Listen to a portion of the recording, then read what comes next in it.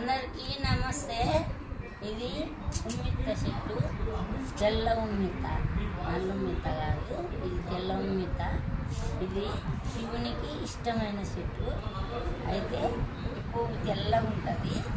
అయితే ఇది ఏం పని చేస్తుంది అంటే, ఇదిగో దీని కాయ తీసుకొచ్చి ఇట్లా బొడ్డు తీసి లోపల గుండ్రంగా చేసి అందులో నెయ్యి పోసి దీపం నెయ్యి పోయాలి. నెయ్యి పోసి ఇట్లా కాయ దించాలి.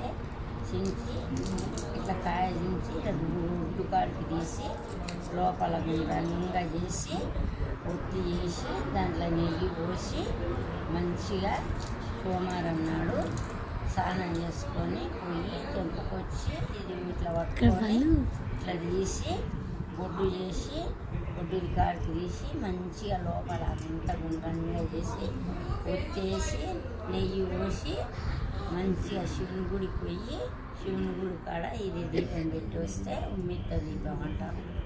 ఆ ఉమ్మిత్త దీపం పెడితే మనకు లక్ష్మీదేవి శివుడు మన ఇంట్లో ఎక్కువ స్థిరపడి ఉంటారు, ఇంట్లో ఉంటారు. మన కరకతి బరకతి మంచిగా శని ఉన్నా పోతుంది, మనకి ఎవరన్నా వేసినా పోతుంది, మన మీద ఏమన్నా గాసారం ఉన్నా ఏదున్నా తొలగిపోతుంది. మన ఇంట్లో లక్ష్మీదేవి వచ్చి మంచిగా కూర్చుంటుంది. ఇది ఉమ్మిత్త చెట్టు. ఆడంటే సోమవారం నాడు శివుని గుళ్ళే పెట్టాలి. నెయ్యి పోసి ఒత్తేసి పెట్టాలి.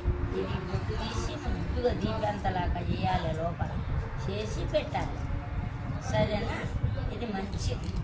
ఇది చేసి చూడండి. నేను చేసి చూసినా నాకు అనుభవం ఉంది కాబట్టి మీకు చెప్తున్నాను. ఎవరన్నా పెట్టాలనుకుంటే సోమవారం నాడు తప్పకుండా స్నానం చేసుకొని ఇది తెంపుకొచ్చి గుడికి వెళ్ళి మంచిగా నెయ్యితోటి దీపం పెట్టి దాంట్లో ఉమ్మిత్త